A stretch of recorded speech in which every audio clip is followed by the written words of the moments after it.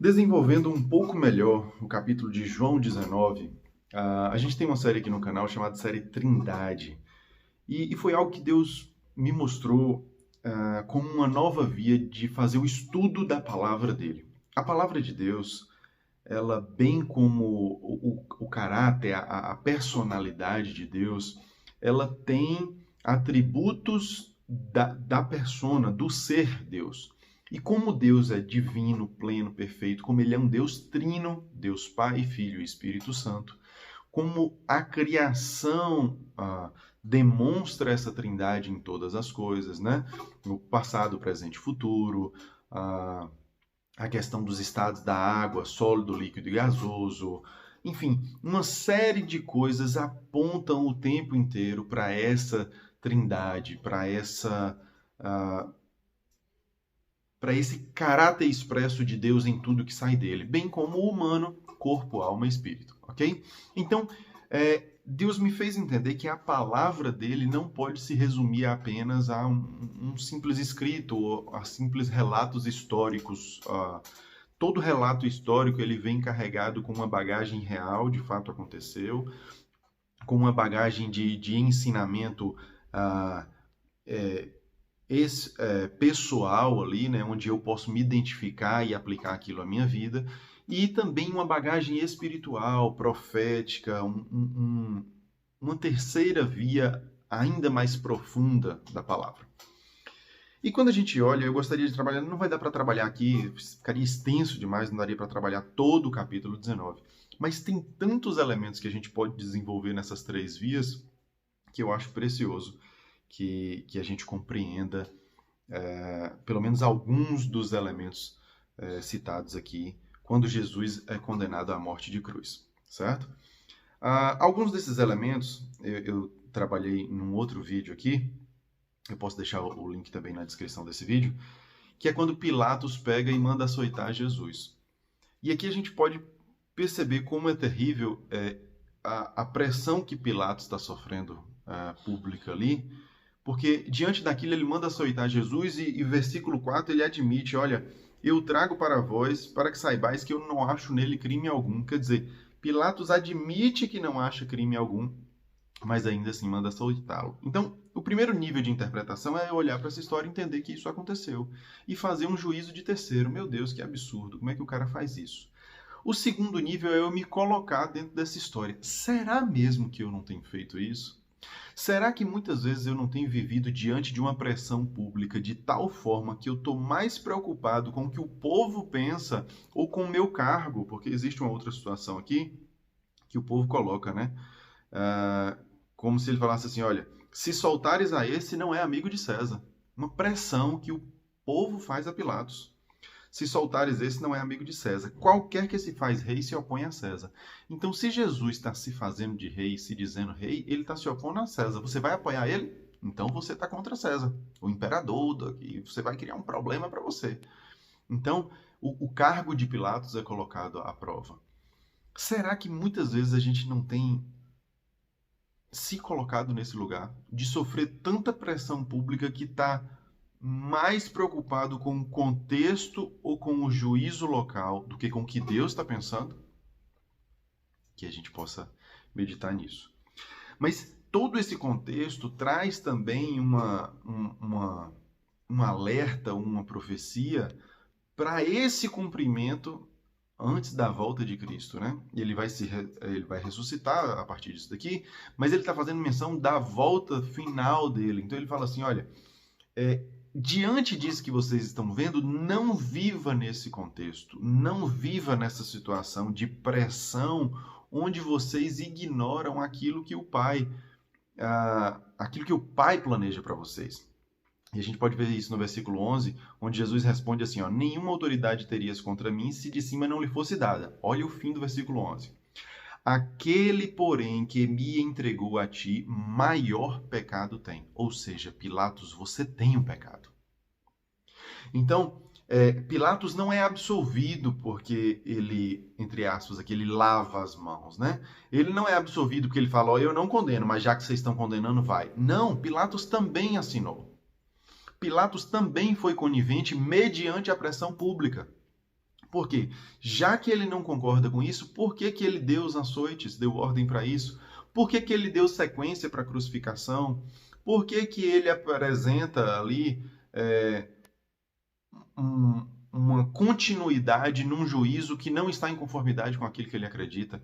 Mas Jesus, de alguma forma, não é tranquiliza, mas Jesus fala: olha, você tem pecado, mas entenda que existem pecados maiores do que esse seu, porque quem me trouxe a ti para que você fosse conivente foi ainda mais intencional do que você.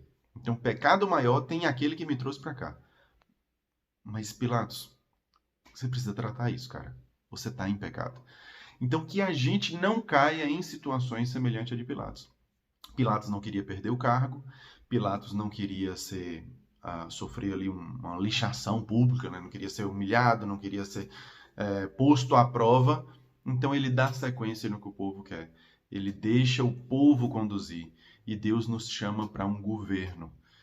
E algum momento Jesus não responde Pilatos, e aí é onde Jesus traz essa resposta, né? Pilatos fala assim: você não vai me responder? Você não sabe com quem você está falando? Você não sabe que você está diante de uma autoridade? E aí ele fala assim: olha, eu até sei que eu estou diante de uma autoridade. É a resposta de Jesus. Mas para lá, você não teria essa autoridade se não lhe fosse dada pelo meu Pai. Então, aqui a gente consegue ver o nível literal. No nível pessoal, eu devo também me colocar no lugar de Jesus. Entendendo essa história, será que não é essa a resposta que eu tenho que dar? Será que não é esse o posicionamento que eu tenho que ter?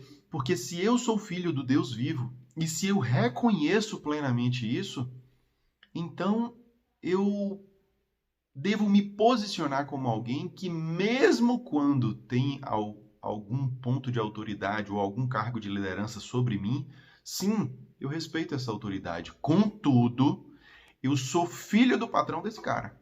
Eu sou filho do rei desse cara. Eu sou filho do rei, do dono de tudo isso aqui. Então, o meu posicionamento deve ser: olha, eu não estou contra a sua autoridade. Eu não estou aqui para rebelar, eu não estou aqui para fazer bagunça, eu não estou aqui para fazer tumulto. Eu honro as autoridades porque eu sei, existem 2 pontos muito importantes aqui. Eu honro as autoridades porque eu sei que toda autoridade foi instituída por Deus. Primeiro ponto. Então, por respeito a Deus, eu tenho que respeitar todo mundo que é autoridade aqui. Mas ainda mais eu tenho respeito por Deus, porque eu sei que até esse cara que bate no peito e se diz autoridade de alguma coisa, eu sou filho de quem deu essa autoridade para ele. Eu sou filho de alguém que tem muito mais autoridade do que ele. Então, a gente é livre para obedecer. A obediência não é uma escravidão. Esses dias eu vi um corte de um vídeo que eu achei incrível, se eu não me engano, de Clóvis Barros Júnior, que ele vai trazer exatamente essa questão de que só é livre quem faz o que não quer. Ele cita um autor que eu não me recordo agora. Só é livre quem faz o que não quer. Eu não quero obedecer, mas eu não sou obrigado a obedecer. Eu escolho a obediência. E quando parte de mim fazer aquilo que eu não quero, é a prova de que eu sou livre. Porque se eu só faço aquilo que eu quero, eu, sem perceber, caí numa outra escravidão de fazer. Ou se eu só faço o que me mandam, eu sou escravo. Mas se eu só faço o que eu quero, eu sou escravo de mim mesmo. Escravo das minhas vontades. Escravo do meu ego. Qual é o equilíbrio disso? É eu fazer a vontade de Deus e entendendo que muitas vezes não vai ser o que eu quero, mas eu escolho obedecer. E quando eu escolho fazer o que eu não quero, então eu sou livre. Só é livre quem faz o que não quer. Quem faz o que não quer tem a verdadeira liberdade. Mais adiante, tem alguns outros elementos que eu achei muito fortes aqui. Quando Jesus está na cruz e ele fala para Maria: eis o teu filho, e fala para João: eis a tua mãe. Aqui eu vejo claramente a questão da adoção e da apropriação como mais um ensinamento de Cristo. Quando Cristo nos adota, quando Cristo morre na cruz, nós somos tomados como filhos. Deus só tinha Jesus como filho. Nós somos aceitos, nós somos adquiridos, nós entramos na família de Deus por adoção. O único Filho de Deus é Jesus. E agora ele passou a ser o primogênito, mas ele continua sendo o único gerado completamente de Deus. Nós somos gerados mentalmente, nós somos gerados num segundo nível. Nós nascemos na carne, mas crescemos, amadurecemos, tivemos um segundo nascimento em Deus. Mas todo o nascimento de Cristo já foi em Deus. Então, Jesus de unigênito passa a ser primogênito porque ele é irmão de muitos. E nós fomos adotados por Deus. Então Deus sinaliza aqui quando Maria adota um outro discípulo como filho e esse filho adota Maria como mãe. Essa adoção sinaliza o que Cristo faz por nós. E nós devemos desenvolver essa conduta, essa maneira de interagir humanamente falando, não só propriamente a adoção de filhos, isso é bom, mas a adoção legal de filhos, né? Mas eu estou dizendo assim, a adoção espiritual é a gente comprar para nós a causa do outro. Entendendo que é um só corpo, eu posso ser pai espiritual de muitas pessoas. E quando Deus fala que vai gerar a partir de nós nações, não é só a partir do sêmen, não é só a partir da parte humana, isso também acontece, mas a geração, aqueles que são gerados por nós, não são apenas aqueles que são gerados fisicamente, mas aqueles que são gerados espiritualmente. Deus quer que a gente desenvolva famílias, que a gente trate famílias, que a gente trabalhe em famílias, de modo que a gente possa nutrir e gerir tudo isso, a fim de gerar e multiplicar tantas outras famílias, tantas outras pessoas. Então, aqui, mais uma vez, os 3 níveis, né? Tem o nível literal, tem o nível onde eu posso me colocar no lugar de Maria, entendendo que eu sou mãe ou pai de alguém, ou eu me torno filho de alguém quando eu acolho essa pessoa, quando eu cuido desse mais velho, né? Existem pessoas que a gente deve adotar como mãe, devem adotar como pai, no sentido de cuidar na velhice, na terceira idade, existem a adoção nos 2 âmbitos. Então, eu posso olhar para essa história literal, eu posso me olhar colocando nela, e eu posso olhar para um terceiro e mais profundo nível, que é o nível profético, é Cristo vivendo e ensinando o que havia de vir, que a gente possa gerar no Espírito, que a gente possa adotar também no Espírito, né? E aqui tem outros elementos também, a questão do estar consumado, do vinagre, mas para o vídeo não ficar muito extenso, eu gostaria de concluir só com o fechamento do capítulo, que é fortíssimo isso, e para mim é um dos valores mais preciosos da palavra, o quanto ela se conecta com tudo. E se você assistiu até aqui, por favor, compartilhe esse vídeo, porque é nisso que a gente precisa entender o poder da palavra de Deus. No lugar em que Jesus foi crucificado, versículo 41, ainda do capítulo 19. No lugar em que Jesus foi crucificado, havia um jardim, e no jardim um sepulcro novo, no qual ainda ninguém havia sido posto, porque o sepulcro ficava perto, e por causa da preparação dos judeus, puseram ali o corpo de Jesus. Repara. Quando a gente olha isso daqui, do nível literal, pronto, Jesus morreu e foi sepultado num sepulcro novo, que ficava no jardim. Quando a gente olha no nível pessoal, será que diante da minha morte, diante da minha, não morte física, não morte espiritual, mas diante da morte da minha carne, diante da minha negação, será que eu entendo que eu vou para um lugar novo? Quando a minha carne morre, eu acesso um lugar novo. É importante que a gente tenha essa compreensão pessoal dessa história. O literal está aqui. Jesus morreu, foi para um sepulcro novo e ficava num jardim. Mas quando eu morro, eu estou sendo convidado para um jardim. Quando eu morro, eu estou indo para um lugar que nunca foi usado, que nunca foi acessado.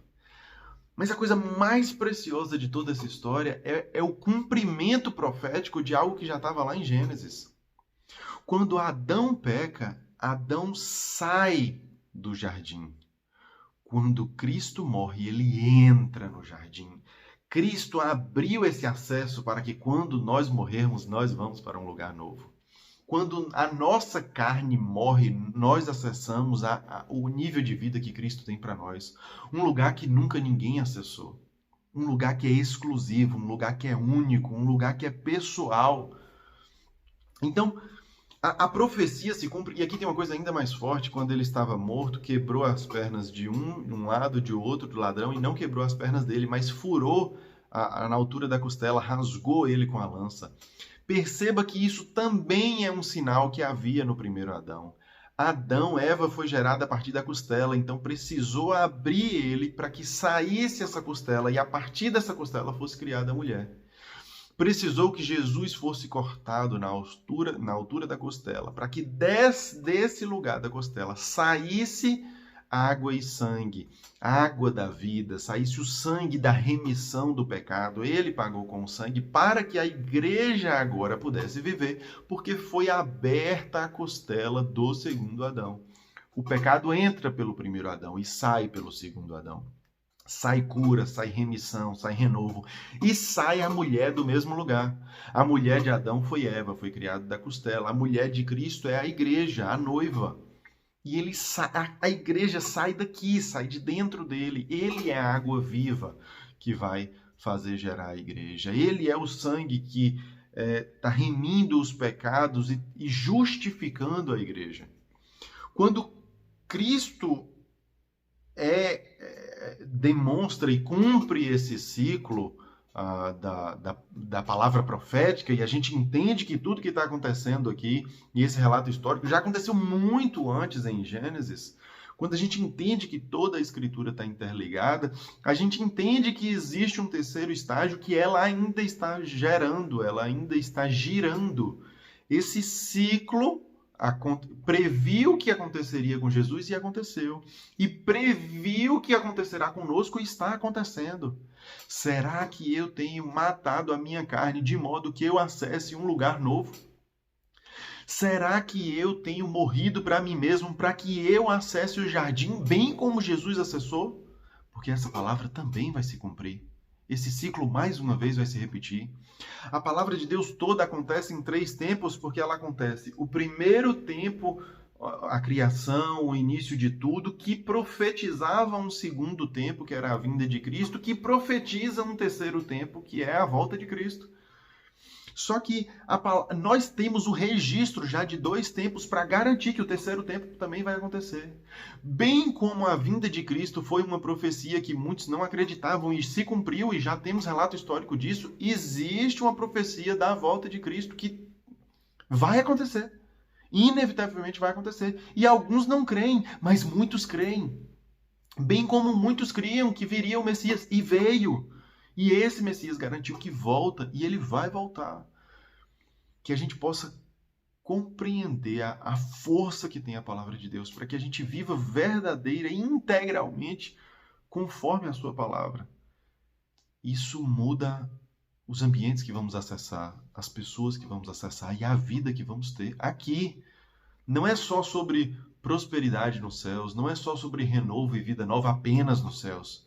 Inclusive, principalmente, o foco é lá. Mas venha o teu reino, ser feito na terra como é no céu, é a gente governar nesse tempo. Não é a gente esperar a morte para ir para o reino de Deus. É a gente trazer o reino de Deus para a terra enquanto vivemos. Esse é um desafio para cada um de nós. Mas que a gente tenha convicção plena de que Cristo prometeu e já cumpriu. E ele fez mais promessas. E ele não é homem para que minta, nem filho do homem para que se arrependa. Ele já prometeu e já cumpriu. E ele fez outras promessas que nós veremos o cumprimento, mas que também já estão cumpridas. Porque Deus não habita nesse tempo que nós vivemos. Deus já está no futuro. E o que ele fala para nós hoje que acessaremos já está feito. Aquilo que nós teremos já foi determinado por Deus.